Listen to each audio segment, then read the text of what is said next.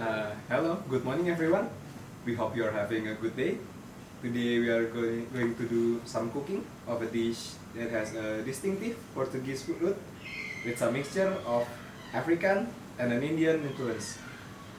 The dish is called here in Indonesia pastel, but even though it is called the same name as the pastéis, it is different.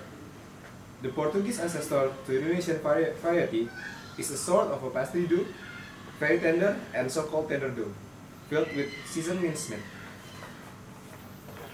Indonesian pastel has a very similar half-round shape, just like the pastel de masa tendra. But the main difference is that Indonesian pastel is mainly filled with vegetable and rarely contains any meat at all.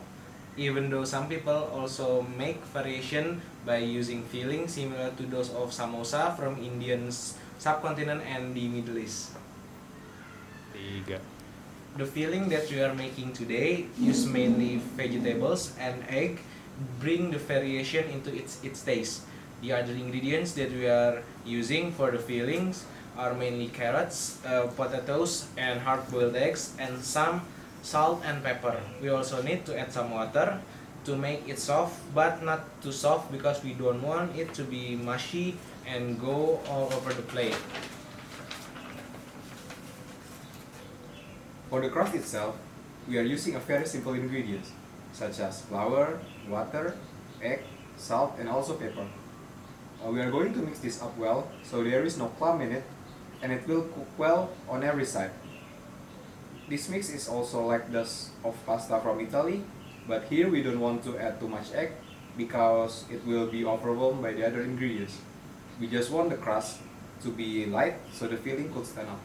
First, we are going to make the filling. Commonly, the vegetables are cut into tiny dice. We cut it that way for the moisture and the taste to be absorbed well into the vegetables, since we don't want a bland filling. We should also add shallots and garlic. Make sure to dice it very well for everything because we don't want to have any big chunk of garlic and onion in our filling.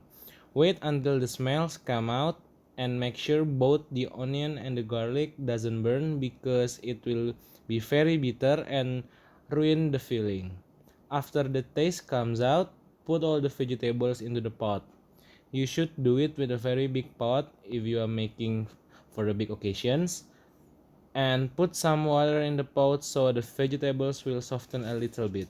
Don't put too much or too little, just moderately.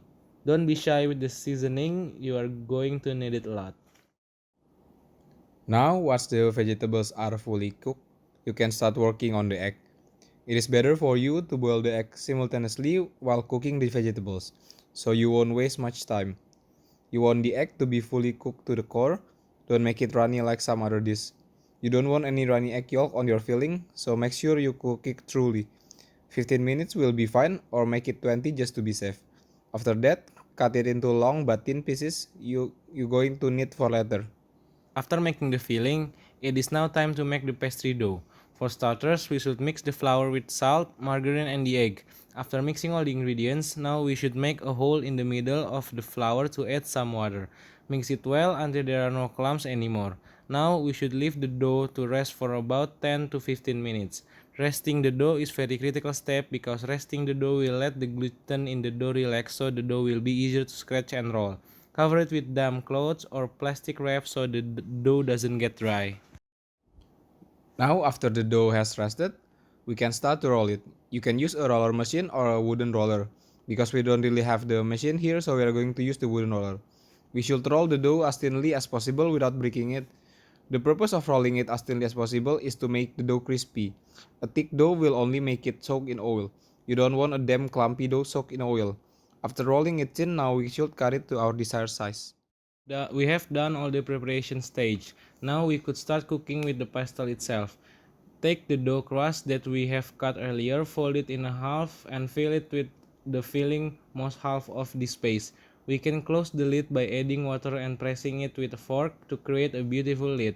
Set it aside and we should do the same to the rest of the ingredients. For the last part, we should put oil in the pan. We should fill it until the pastel could submerge completely. Bring it to the heat until it is smoking a little. And now we can start frying the pastel.